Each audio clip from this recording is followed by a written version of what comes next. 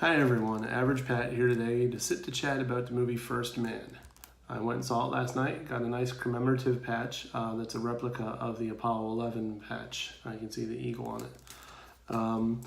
The movie is what a lot of people assume to be a basic historical retelling of the first lunar lander of the Apollo 11 mission, and I'm here to politely disagree. I believe this is more of a psychological study of the man who was the first to step on the moon, Neil Armstrong. Ryan Gosling portrays Neil in what is not expected to be a glamorous performance. He's not trying to sell anything. He's trying to recreate the personality and the overall stout nature of Neil Armstrong, and he does it very, very well. Claire Foy plays his wife, Janet. I'm not very familiar with her. Apparently she's a very big star in the series The Crown, which I have not gotten into seeing yet. I'm working my way through a lot of other series to catch up on. She does a very good job as his wife, but they don't really show enough of her, I believe. They show good moments where she stands up for herself, and she shows the passion of somebody who was married to an astronaut back in the 60s, and the ability to tolerate and go through trials and tribulations of what the men have gone through and put their family through. She does a very good job of portraying that, but I think they could have been a little bit more showing their dynamic. They don't really have very much of one, sadly. The movie has incredible visuals, incredible sound, especially in an IMAX theater. The lunar landing scene was filmed in IMAX intentionally. So if you really want to get a good full experience, go see it in the IMAX. It's worth a couple extra dollars.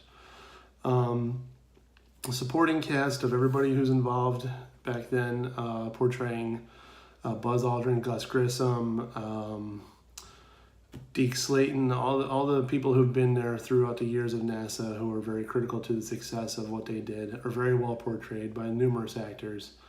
And from what I understand, looking into it and reading up on the personalities of these astronauts and their families, is that they've accurately portrayed them very well. Neil was a very calculating, thorough person who took his job very seriously, and he's portrayed quite well by Gosling in this role. The gentleman who portrayed Buzz Aldrin pulls him off as being a cocky but confident person. I was not aware that Buzz Aldrin was that cocky at the time, but apparently, like I said, this is done very accurately. The movie is not just a rehash of the lunar landing. It's not just a historical picture. It shows the struggles, the sacrifices that have been made, the familiar strains, the emotional stress, the physical stress, everything that an astronaut went through, and primarily this just focuses on Neil and how he handles the significance of the experiments, the Gemini missions, the Apollo missions leading up to the Apollo 11. It's a very, very well done movie. I enjoyed it quite thoroughly, being a big fan of historical movies, being a big fan of NASA as it is, and I was quite pleasantly pleased by it. If you're looking for a very entertaining, not over comedic, not over dramatized, but just a good story and a good feel-good movie, this would definitely be one of them I'd give you. On a rating scale, I'd give it a 4 out of a 5.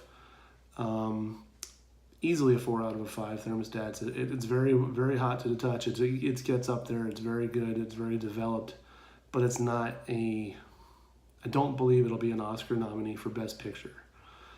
It's very well done. The portrayals are there. There might be a couple supporting actors or actresses nominations, but I don't feel it'll be up there for Best Picture, even though it's very well done.